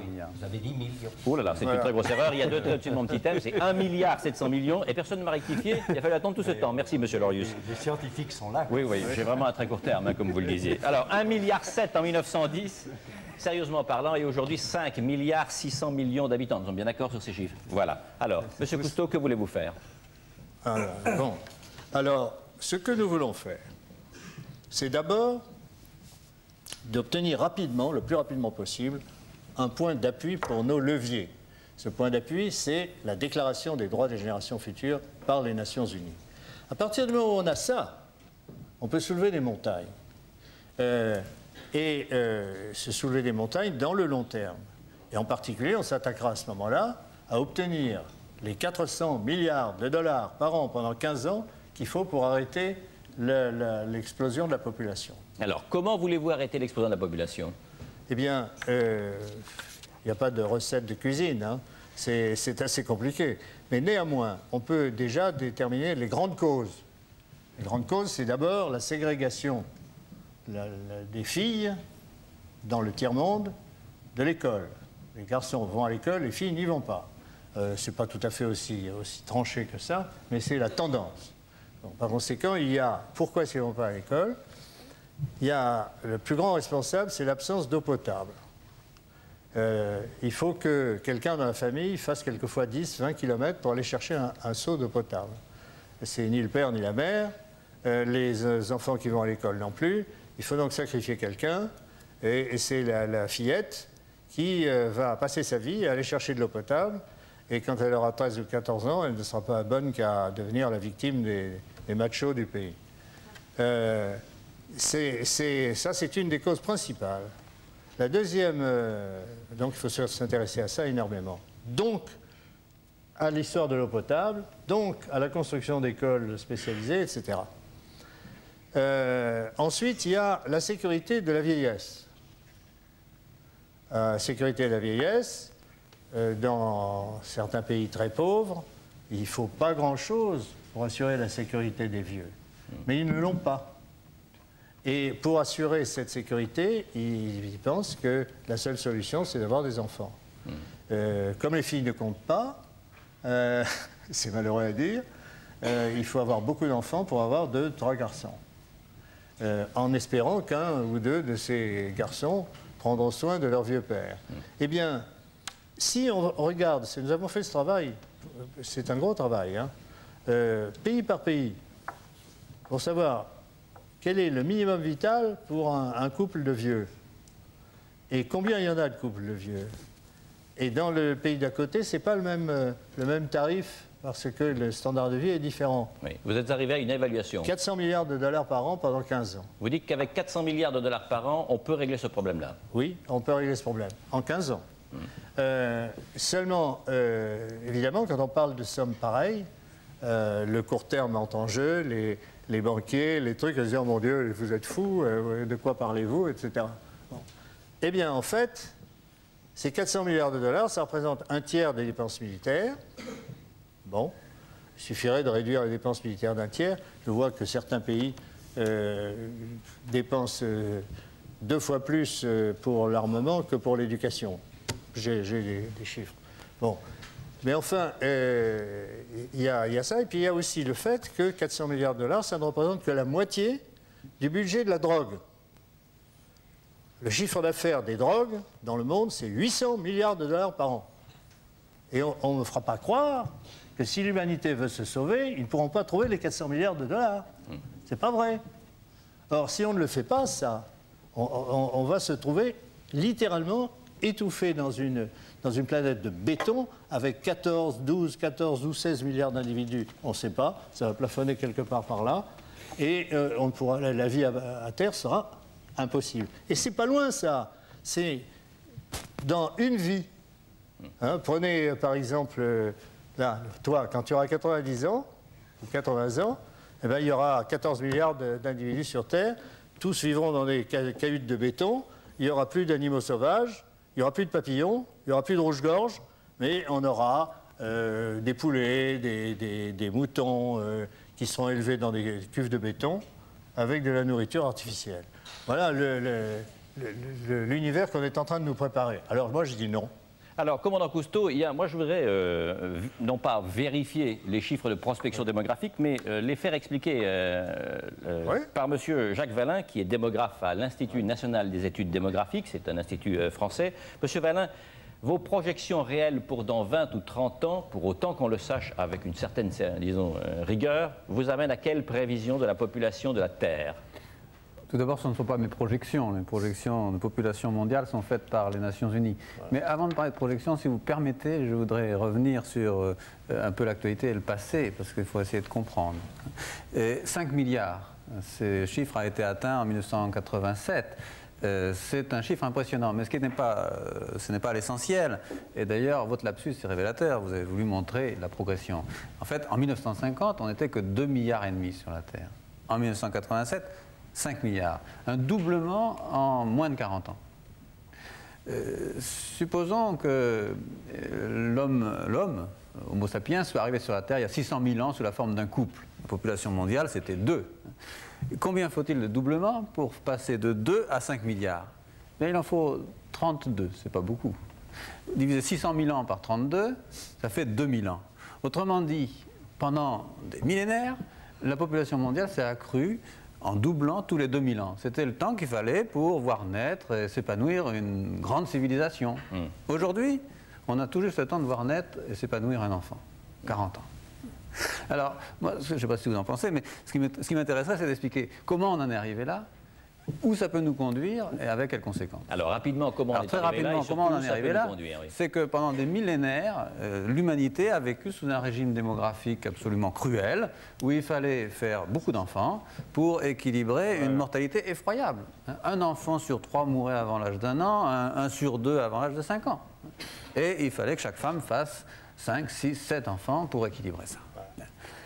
On a vécu comme ça pendant des millénaires. Et puis au XVIIIe siècle, à la fin du XVIIIe siècle, tout a changé. La révolution industrielle en Europe a été accompagnée de ce qu'on appelle en démographe la transition démographique. C'est simplement le passage de cet équilibre cruel de départ à un équilibre beaucoup plus convivial, où il suffit de faire 2 enfants, les spécialistes vous diront 2,1 enfants, 2 enfants par femme, pour équilibrer une mortalité qui est quasiment disparue avant l'âge de 40-50 ans. L'espérance de vie étant de 75-80 ans aujourd'hui. Où cela nous conduit-il? Où cela nous conduit-il? Pour le comprendre, où cela nous conduit-il, il faut voir ce qu'a produit cette transition démographique. C'est que c'est plus facile, si vous voulez, de faire baisser la mortalité. Il suffit de s'en donner les moyens techniques, administratifs, etc. Et comme il y a une volonté toujours de faire reculer la maladie et la mort, eh bien, ça produit des effets tout de suite. Mais c'est beaucoup plus difficile de maîtriser la fécondité, parce que pendant des millénaires, il a fallu cultiver la fécondité. Et donc, c'est devenu un véritable culte. Et il faut changer les mentalités pour faire baisser la fécondité. Et entre les deux, il y a un décalage. Et ce décalage a produit l'expansion européenne dans un premier temps, et puis l'explosion démographique du tiers-monde dans un deuxième temps, qui est beaucoup plus forte que la première, parce que ce sont les Européens qui ont importé, tout fait, les recettes pour faire baisser la mortalité dans les pays du tiers-monde. Et le décalage est beaucoup plus grand. Monsieur Vallin, où cela nous conduit-il dans quelques décennies? Voilà. C'était absolument effrayant, vu dans les années 60 et 70. Parce que à l'époque, on ne savait pas exactement ce qui allait se passer dans les pays du tiers-monde. Depuis un certain temps, on s'aperçoit que les pays du tiers-monde font aussi cette transition démographique. C'est-à-dire la fécondité commence à baisser. Et a commencé très largement à baisser dans certaines régions du monde. Et maintenant, les projections que font les Nations Unies dans ce domaine sont plus rassurantes qu'autrefois, parce qu'elles nous proposent, oui, beaucoup moins inquiétantes, disons, parce qu'elles nous proposent un avenir de stabilisation de la population mondiale. Il y a 2 discours contradictoires là sur ce plateau. Non, je crois qu'on va se rejoindre très bien. Alors faisons vite pour essayer de voir clair. Alors. Stabilisation, c'est l'hypothèse de base des Nations Unies en la matière maintenant, une stabilisation vers l'an 2100. Encore un siècle, parce qu'il faut du temps encore. Vers l'an 2100. Mais stabilisation avec toute cette évolution. Et ça nous conduit, alors au début on disait 10 milliards, certains disent 14, disons, mettons 12, pour arrondir. 14. Bon, entre les deux, mettons 12. Entre 12 et 16. Oui, mettons 14, ça m'est égal. Mais ça veut dire quoi? Ça veut dire que d'ici la moitié du prochain siècle, ce sera 10 milliards. Pour parler clairement, vous nous annoncez entre 12 et 14 milliards, en quelle année à peu près? Enfin, en quelle décennie? Vers 2100. Mais ce chiffre n'est pas très solide. Hein. Mais ce qui est intéressant, c'est cette hypothèse. L'ordre de grandeur est exact. Le chiffre solide, c'est qu'avant la moitié du prochain siècle, eh bien, on va probablement encore doubler la population mondiale. C'est-à-dire qu'on sera on va sans doute arriver aux environs de 10 milliards. Hein. Et donc, ce qui veut dire que nous sommes, M. Cavada, nous sommes en train de vivre le siècle le plus incroyable de toute l'histoire démographique de l'humanité. On vient de connaître un doublement très rapide en quelques décennies, on va connaître un nouveau doublement très rapide en quelques décennies. Et ça nous pose problème. Ça nous pose d'autant plus de problèmes que l'accroissement, et surtout dans la période future, plus encore que dans la récente période passée, est très différent selon les régions du monde. Dans cette hypothèse des Nations Unies, l'extrême-orient asiatique, c'est-à-dire la Chine et le Japon, vont s'accroître de 40%. Bon, c'est beaucoup parce qu'il y a déjà beaucoup de monde, mais tout de même, l'Asie méridionale va doubler de population. L'Amérique latine va tripler. Et alors l'Afrique au sud du Sahara, l'Afrique tout entière même, va être multipliée par 5. Vous voyez un petit peu ce qui va se passer dans ce continent qui est un des plus pauvres du monde. Oui. Eh bien, ça, c'est ce que nous avons devant nous. Et ça nous pose un défi incroyable de triple point de vue. Du point de vue démographique, bien sûr, je viens d'expliquer, mais du point de vue économique et du point de vue écologique. Parce qu'il faut absolument permettre à tous ces gens qui vont arriver sur la Terre de vivre. Et donc, il faut, attendez, si vous me permettez encore une seconde, il faut absolument que l'économie mondiale réussisse à faire vivre tout le monde. Mais on sait déjà que l'économie mondiale, et c'est là que je rejoins le commandant Cousteau, l'économie mondiale, dans sa forme actuelle, est déjà une menace extraordinaire pour la survie de la planète. Alors on est devant ce dilemme. Et si vous voulez, moi je crois que c'est ce dilemme-là qu'il faudrait discuter. Il faut traiter. Et je voudrais dire à M. Federico Maillard, une population qui va doubler encore en 40 ans, et un peu plus dans 80 ans, c'est-à-dire qu'il va aboutir à plus de 12 milliards d'individus, c'est une vie concentrationnaire qu'on leur prépare à ces pauvres gens. On dit qu'il y a un problème économique pour les faire survivre, pour donner de la nourriture. Mais le but, ce n'est pas de les faire survivre. Le but, c'est de les faire vivre. À ce moment-là, il n'y aura plus besoin d'UNESCO. Hein, pour essayer de développer la culture, etc. Parce qu'il n'y aura plus de culture. Les gens seront là accrochés à survivre dans du béton. Eh ben, c'est pas ça qu'on poursuit. Hein. Oui, alors vous ne croyez pas? Moi, je voudrais avoir votre opinion là-dessus. Rapidement une réponse, parce que M. Boire-Delpoche, qui n'a pas encore dit un seul mot depuis le début de cette émission, a aussi des impressions à donner. Moi, je suis plus optimiste, parce que je pense que dans les dernières années, on a pris des mesures dans le même cadre de la discrimination de femmes. Donc, on va s'attaquer à l'éducation de femmes, et notamment de filles dans le tiers-monde. Il faut mobiliser, c'est vrai, mais on est en train de le faire. Donc, la mobilisation pour l'éducation, pour que chaque femme maîtrise son propre destin. Moi, je pense que va infléchir ces figures que je pense que sont trop, peut-être, pessimistes. Oui, écoutez, je ne vais pas ouvrir le débat là-dessus, vu que, en plus, nous nous jetons des chiffres à la tête, mais l'ordre de grandeur, lui, a l'air bien réel. Je voudrais, avant de revenir sur quelques précisions, pardonnez-moi, M. Vallin, chiffrées que ce soit, du point de vue de la démographie, écouter deux hommes de culture. D'abord, Bertrand Poirot-Delpech, qui est journaliste, qui est écrivain et qui est académicien. Et ensuite, M. Charles Suzanne, qui, lui, est doyen de la faculté de Bruxelles. Alors d'abord, vous, M. Poirot-Delpech. Moi, je vais dire simplement ceci. D'abord, je crois que la cause est entendue. Les politiques et les hommes d'économie sont inaptes à gérer le long terme, pour les raisons qu'a dit le commandant tout à l'heure, c'est qu'ils sont soumis à réélection et à leur bilan consolidé, je ne sais pas quoi. Bref, ils ont tout faux. Bon. Donc, qui peut penser l'avenir, puisqu'il c'est trop sérieux pour le leur confier? Eh bien, c'est un peu des gens comme sur ce plateau, où vous avez des marins, des poètes, des enfants, des savants, c'est-à-dire des gens qui sont indépendants et qui ont la vision d'avenir que ne peuvent pas avoir les politiques et les économiques. Et particulièrement le commandant. Vous savez, le commandant, il est immortel, puisque nous l'avons reçu à l'Académie, mais il n'est pas éternel. Vrai, il y aurait un monde fou dans votre établissement. Ce pouvoir médiatique prodigieux, eh bien, il a une limite. Alors, qu'est-ce qui va se passer au-delà de tout ça? Moi, je fais grande confiance aux marins. Et je dirais d'un mot de ceci, c'est que je crois que vous avez eu énormément de succès avec la visite de Michel Serres, qui avait en commun avec le commandant Cousteau, d'abord d'appartenir à l'Académie, ce qui me plaît beaucoup, c'est réjouissant de savoir que l'Académie choisit si bien ses membres. Monsieur Poirot-Delpech, je vous envoie la facture, hein, si la pub continue. C'est une institution, rassurez-vous. Mais on envoie de belles en ce moment sur les institutions. La deuxième chose, c'est que le marin est quelqu'un qui est exercée à l'indépendance. Ce qu'on ne dit pas assez, c'est que le commandant Cousteau, et ça c'est une chose phénoménale, n'a jamais reçu un sou de subvention. Vous voyez à quel point il a servi l'intérêt collectif, national et mondial sans un sou de subvention, première chose. Donc le sens de l'indépendance, c'est pas Taberley qui me démentira. Le sens de l'astuce, c'est-à-dire les moyens du bord, comment se dépêtrer, et c'est exactement l'avenir nous pose ce problème, comment se débrouiller avec les moyens du bord. Et enfin, ce sont des poètes en action. Tout à l'heure, le commandant disait qu'il aimerait finir sa vie devant le spectacle des vagues de l'Alizé, des vagues d'arrière. Effectivement, Tabarly, il les a beaucoup contemplés, d'autant plus qu'il n'avait personne devant, puisqu'il était toujours premier.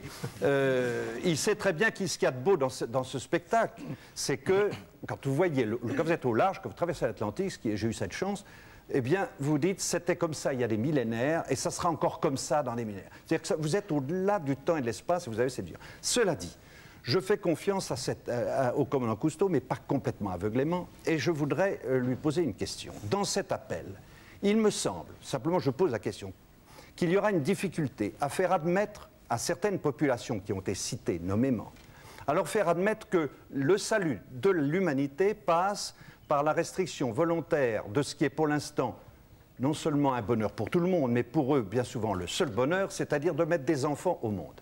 Et comment vous empêcherez que ne soit ressenti votre appel comme une espèce de luxe, une fois de plus, de l'Occident pollueur qui vient demander aux pauvres de bien vouloir diminuer un peu le nombre d'enfants, alors qu'encore une fois, c'est un bonheur inouï et qu'ils n'ont souvent que celui-là. Vous avez raison. Je suis tout à fait d'accord avec ce qui vient d'être dit, parce que je crois que dans ce triangle démographie, économie, écologie, il y a des choses qui sont incontournables. Et ces 10 milliards d'habitants qui sont proches maintenant, ils sont incontournables. Hein. Alors, ce n'est pas la peine d'essayer de dire on va prendre des mesures drastiques pour en supprimer la moitié. Ça, c'est impossible. L'autre chose qui est incontournable, c'est la préservation de la planète. On ne va pas tuer notre planète, sinon on ne peut plus vivre dessus. Hein. Alors, il y a une seule chose qu'on peut bouger, à mon avis, c'est l'économie, c'est-à-dire la manière de produire et la manière de distribuer. Et si on ne bouge pas ça, rapidement, à l'échelle mondiale, internationale, eh bien on va, alors là cette fois-ci, on va à la catastrophe. Mais c'est exactement ce que j'ai recommandé. Modifier l'économie, il faut le faire pour trouver ces 400 milliards de dollars. Hein, il faut le faire, bien sûr. Moi, je vois absolument pas d'autre solution. En 10 ans, on a diminué par l'éducation des filles la fécondité à la moitié. Oui. Dans beaucoup de pays en développement. C'est la grande théorie du commandant Cousteau. Donc je pense que c'est l'éducation la clé. Alors, le commandant Cousteau dit en gros que l'éducation, c'est le meilleur contraceptif pour les pays en voie de développement. C'est bien ça, votre théorie? Oui, seulement en même temps. Déjà dans les hypothèses faites pour les projections de population. Donc c'est vrai, mais c'est déjà compris. En même temps qu'on a réduit la natalité un peu, pas assez, mais tout de même, il y a un résultat assez encourageant. Mais en même temps, on augmente la longévité, on guérit, on empêche de mourir, et ça détruit à peu près, pendant assez longtemps, le gain qu'on a fait par une réduction de... Donc, on est en train de courir à un chiffre qui devient insupportable.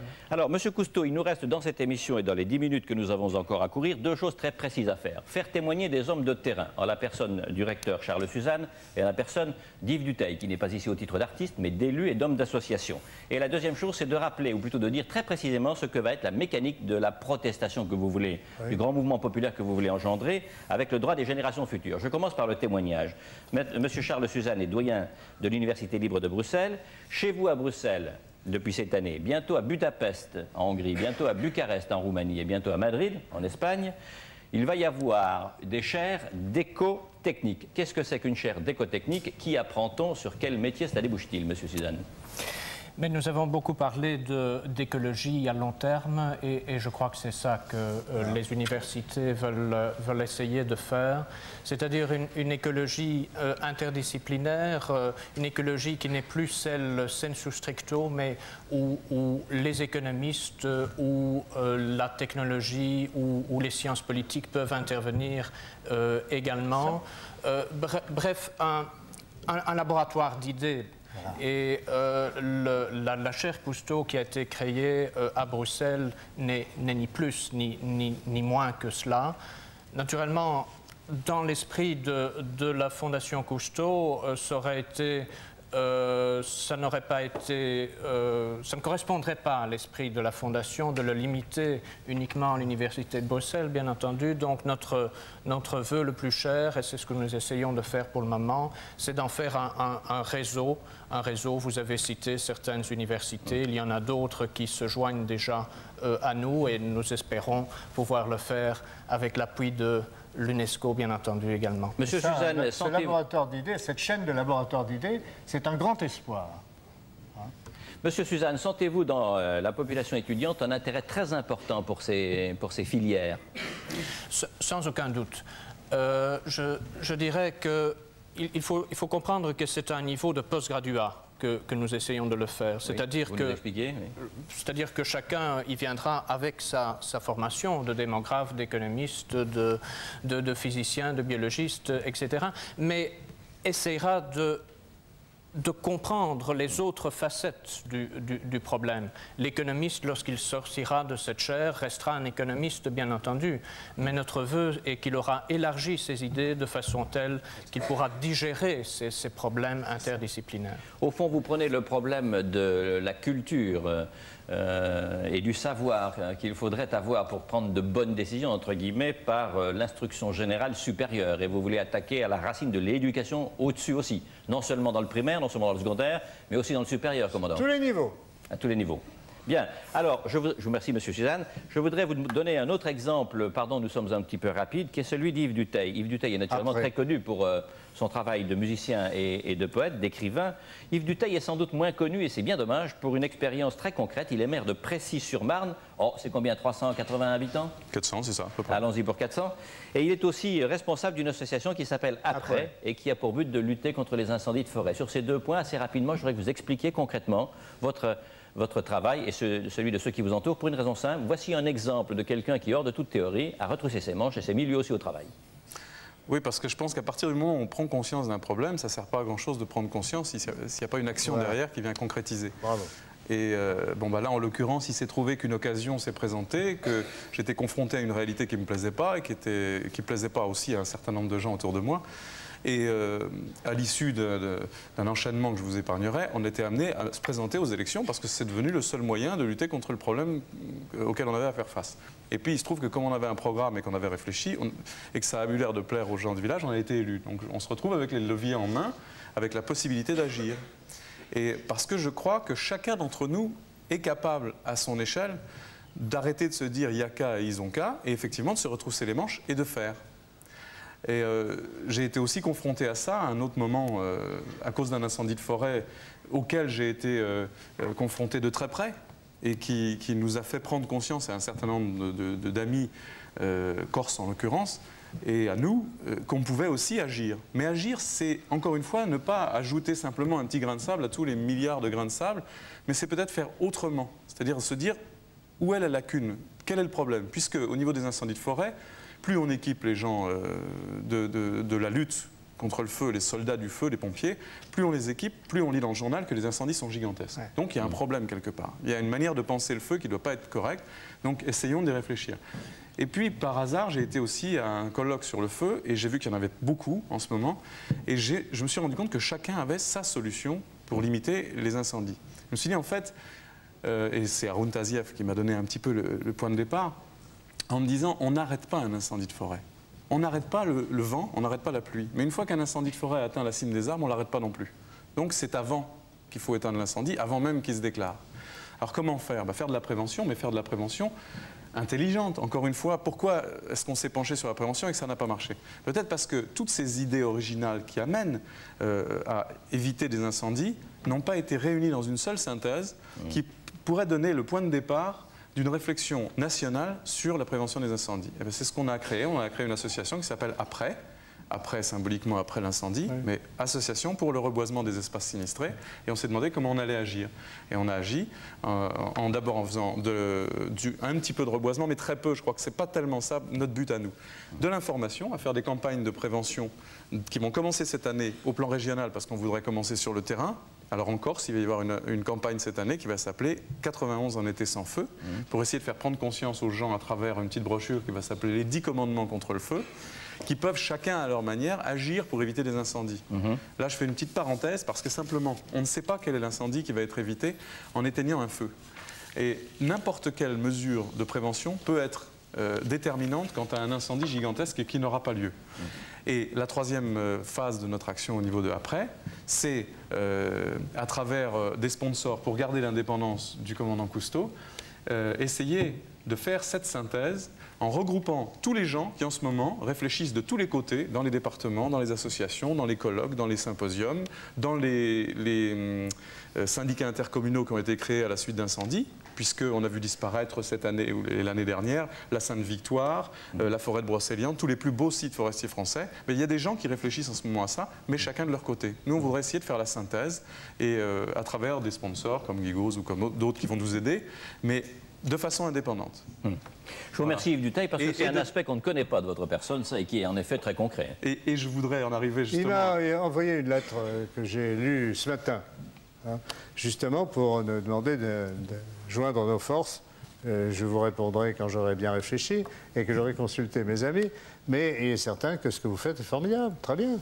Et on a l'intention d'aller un petit peu dans l'esprit de se dire, effectivement, ce n'est pas les lois qui vont changer quelque chose, c'est les gouvernants au plus haut niveau, c'est-à-dire les gouvernants... Ça, c'est là où je ne suis pas d'accord. Oui. Ah, ce débat-là, vous l'avez déjà eu. Merci de nous en dispenser à nouveau. Absolument. Commandant Cousteau, j'arrive dans un instant au droit des générations futures. Plusieurs petites questions que je voudrais vous poser. On parlait tout à l'heure d'absence de subventions dans l'économie qui fait vivre, en gros, vos mouvements, vos idées, ce que vous défendez. Oui. Vous n'avez jamais eu de subvention? Jamais. Pas de subvention d'argent public? D'aucun gouvernement. Vous fonctionnez comment alors? Avec les membres. Les membres de la Fondation? Oui. Les membres payent une cotisation, il n'y a pas plusieurs catégories, une seule catégorie. Et nous refusons les industries comme membres, nous refusons les groupes comme membres. Ce sont des individus qui sont là et qui nous donnent leur petite contribution. Et ça fait beaucoup parce que nous sommes 100 000 pratiquement en France et 98 000 si vous voulez, et 260 000 aux États-Unis. Ça fait 350 000 contributions annuelles. Ça fait beaucoup d'argent. Et cet argent-là, c'est l'argent du public et nous avons une responsabilité de la gérer. C'est pour ça que je n'ai aucun salaire et que je travaille pour le roi de Prusse. Il faut dire aussi que les films du commandant sont vus par 300 millions d'humains, ce qui évidemment fait aussi des... Oui, ça, en effet, c'est une chose qui est extrêmement connue, oui. Ça fait aussi des recettes pour la Fondation. Encore quelques petites questions qui vous concernent, Monsieur Cousteau. Je suis très frappé par votre volontarisme, alors vraiment, qui traverserait les cloisons. Hein, ça, c'est tout à fait clair. Et Passe-muraille. Passe-muraille, quelque chose comme ça. Comment expliquez-vous, ou plutôt, êtes-vous conscient qu'à la fois vous êtes l'objet d'une sorte presque de culte public? Je n'invente rien, un énorme respect, une estime, et en même temps, vous agacez les scientifiques, et il y a pas mal d'articles de presse qui commencent à être nerveux. Est-ce qu'il y a une explication? Vous dérangez par vos idées, c'est ça? Pas du tout. Non. Le dernier dossier du Point n'était pas extraordinairement laudatif. L'histoire des scientifiques, c'est une blague. Pourquoi est-ce que j'aurais été élu membre de l'Académie des sciences américaines sans l'avoir demandé? Ça prouve bien que qu'ils vous voulaient parmi eux. Hein? Il n'y a pas beaucoup de Français qui en font partie. C'est pas forcément les mêmes. Hein? C'est pas forcément les mêmes. Non, mais bon, lesquels vous voulez aux Indes, en Roumanie, c'est pareil. Ouais. Alors, je vois pas. C'est inventé de toutes pièces, d'autant plus que même ceux qui m'attaquent sur ce plan citent des citations de scientifiques qui remercient de l'action que j'ai pu faire pour créer des vocations. Alors, voyons. Alors, j'ai deux... Il faut être sérieux. Oui, enfin, vous avez bien raison de le dire, notamment il entre dans le sérieux de poser ces questions-là. Alors, j'ai deux choses à vous dire encore, commandant. La première, et nous n'avons pas eu le temps d'en parler, mais je renvoie à la publication de Paris Match qui paraît demain matin où vous vous exprimez très longuement là-dessus. Vous voulez également obtenir qu'un jour on mette un terme à l'expansion de l'industrie des centrales nucléaires. Voulez-vous en dire un mot rapidement? Alors là, écoutez, je suis désolé, non. Parce que ça peut être l'objet d'un débat, mais d'un débat d'1 heure et demie. Je ne déforme pas votre pensée. Je ne peux pas. Non, il m'est impossible de donner des arguments en 10 secondes. Hein, ça, c'est pas possible. Bien, alors je renvoie purement ici. Je tiens à dire que nous avons été d'une honnêteté scrupuleuse au point de vue scientifique, que nous avons été à Mururoa, moi, convaincu anti-nucléaire, après avoir fait les mesures qu'il fallait, j'ai déclaré qu'il n'y avait aucun risque pour les populations. Parce que c'est vrai. Bon, nous sommes au service de la vérité, non pas d'une doctrine. C'est ça qu'il faut dire. Qu'est-ce qui fait, commandant Cousteau, que votre vie est une vie, je ne connais pas le nom au masculin, mais je dirais presque de passionnariat et de la vérité et des choses dont l'humanité a besoin. Qu'est-ce qui fait que votre vie a été tout le temps ça? Parce que j'aime la vie et que je voudrais que d'autres la partagent pleinement. Et non pas dans des cubes de béton. Je souffre pour les jeunes qui sont dans les HLM. Je souffre pour eux. Ils n'ont jamais vu un papillon. Alors, vous lancez à partir de demain, ou enfin dès ce soir, l'opération dont vous voulez qu'elle aboutisse, qu'elle ait un grand soutien populaire et qui s'appelle le droit des générations futures. Voulez-vous nous expliquer très rapidement ce qu'elle contient et surtout, je crois qu'il faut que ce que les gens comprennent bien, c'est comment elle va se dérouler et à qui ils doivent s'adresser. Alors écoutez, on ne va pas la lire, mais simplement la première ligne de l'article 1, ça suffit. Hein? Article 1. Les générations futures ont droit à une terre indemne et non contaminée. Bon, après, c'est du baratin. Hein? Ah, il est commode.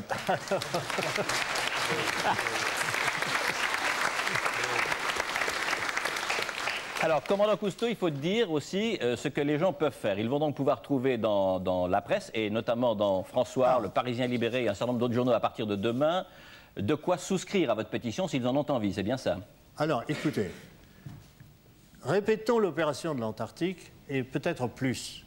Je vous cite des exemples. Un pharmacien d'une petite ville de 5000 habitants nous a envoyé 3000 signatures. Un capitaine de bateau, un commandant de bord d'Air Inter a fait signer tous les passagers, etc. Voilà le genre de choses qui se passent. Et moi, je demande aux gens qui sont ici et aux gens qui écoutent d'en faire autant. Hein. Il s'agit d'avoir un mouvement boule de neige en faveur de nos enfants, de nos petits-enfants. Ce n'est pas pour nous qu'on fait ça.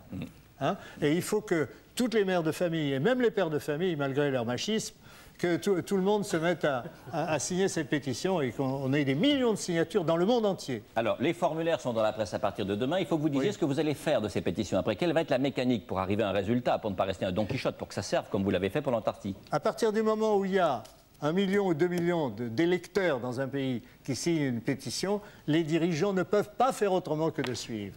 Ils sont forcés de le faire. Oui. Et dans votre cas, vous allez demander aux dirigeants de ce pays de déposer ce texte à l'ONU? Alors, je souhaite que la France soit le dépositaire numéro 1. Il faut 2 pays pour provoquer une élection.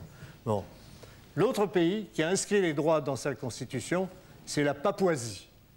Hein, les Papous nous montrent la voie. C'est le seul pays qui a ça dans la constitution. Bon.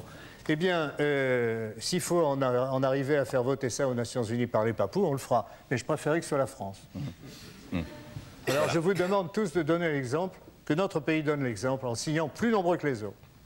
Ben, commandant Cousteau, je voudrais d'abord vous dire une chose, je ne le dis pas forcément tous les jours, c'est de vous remercier d'avoir construit si longuement, puisque nous travaillons ensemble depuis plus de 2 mois, presque 3 mois maintenant, cette émission. Alors je suis, moi, stupéfait par l'énergie et le 100 000 volts qu'il y a dans votre petit costume bleu. Ça, je veux dire. Bon, un dernier mot, ce sera celui des enfants, si vous voulez bien. Antoine, qu'est-ce que tu veux dire sur tout ce que tu as entendu ce soir? Et j'imagine que tu as tout compris, parce qu'au fond, ces choses-là sont évidentes. Hein. Que faut pas arrêter le progrès, enfin faut essayer de garder la nature telle qu'elle est maintenant et encore l'embellir au lieu de l'abîmer comme on a fait jusqu'à présent. Tu vas faire le tour de tes copains, toi, pour la pétition, j'imagine? Et les parents? Pourquoi pas? Tu vas demander à tes parents de la signer, vous tous, vous allez le demander. Ouais. Sinon, les parents sont privés de dessert, c'est ça? Ah oui. Voilà. Qu'est-ce que tu veux dire, toi, sur ce que tu as entendu ce soir? Faut garder le monde comme il est. Faut pas le rendre plus moche que... Qu'elle n'est déjà. Hein? Pas plus moche qu'elle n'est déjà. Bien. En tout cas, Monsieur Cousteau, je vous remercie infiniment, ainsi que tous vos invités de ce marathon de ce soir. Je voudrais vous donner quelques informations si vous avez suivi cette émission, que vous l'avez prise en cours. D'abord, prise de conscience écologique les 25 et 26 mai, à l'initiative du Conseil régional Île-de-France, opération Signons pour la nature. Ça part d'un peu partout, là, maintenant, je dois dire. 60 parcs de la région parisienne, 50 municipalités réquisitionnées, 100 000 personnes attendues. Point d'orgue le 26 mai, c'est un dimanche, au parc de Bagatelle à Paris. Vous retrouverez des détails beaucoup plus explicites, et notamment sur le nucléaire, sur lequel nous n'avons pas eu le temps de parler, demain dans Paris Match, qui est en kiosque. Je l'ai ici, je vous le montre, vous le reconnaîtrez. Et si je vous le dis, ce n'est pas parce que je touche un sou, mais c'est simplement que ce sera utile pour vos discussions à vous. Le voilà. Et puis, d'autre part, je voudrais vous signaler également un portrait et une explication de ce que veut faire le commandant Cousteau dans Télépoche du 18 mai. Même chose pour Télé 7 jours. Alors vous voyez un peu comment j'étais cerné. Hein. Même chose pour Le Parisien de demain matin, le journal Le Parisien. Voici la couverture. Et même chose pour François. C'est déjà fait. Voilà. Et puis je voudrais surtout... Et Libération. Et Libération, si vous voulez, mais je ne le savais pas. Ouais. Voilà. En tout cas, moi, Tout le monde parlera un peu de ces choses également. Écoutez, vous faites votre campagne de presse dehors. Hein. Je voudrais vous citer simplement, et pour terminer, quelques livres auxquels nous nous sommes référés. Les îles du Pacifique du commandant Cousteau et de Yves Pacalet. C'est aux éditions Flammarion. C'est une des très très nombreuses publications qui sont faites sous l'égide de l'équipe de Cousteau et de son patron, et qui sont en effet extrêmement abondantes. Il y en a notamment, et vous ne m'avez pas attendu pour le savoir, beaucoup pour les enfants. Les glaces de l'Antarctique, c'est un ouvrage de Claude Lorius, aux éditions Odile Jacob.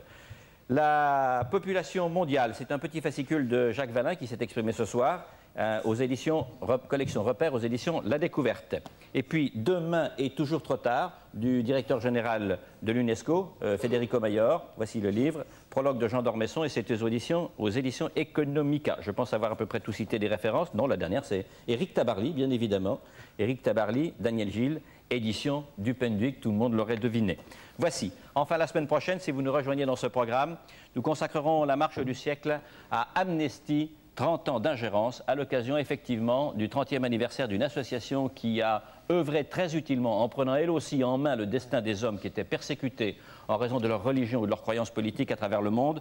Nos invités seront le président d'Amnesty, Peter Dufy, qui est d'ailleurs totalement francophone, Bernard Kouchner, qui est quand même un homme qui a, dans la notion d'ingérence, beaucoup œuvré, et puis le plus vieux prisonnier du monde, non pas en âge, mais en longévité, en durée de séjour en prison, Danilo Shumuk.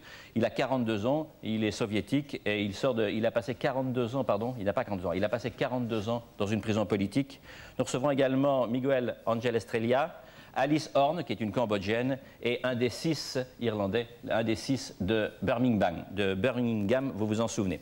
Voici, cette émission est terminée, nous avons débordé légèrement et je vous prie de m'en excuser. Dans un instant, Soir 3, qui vous est présenté par Marc Hautement. Bonne fin de soirée sur la 3.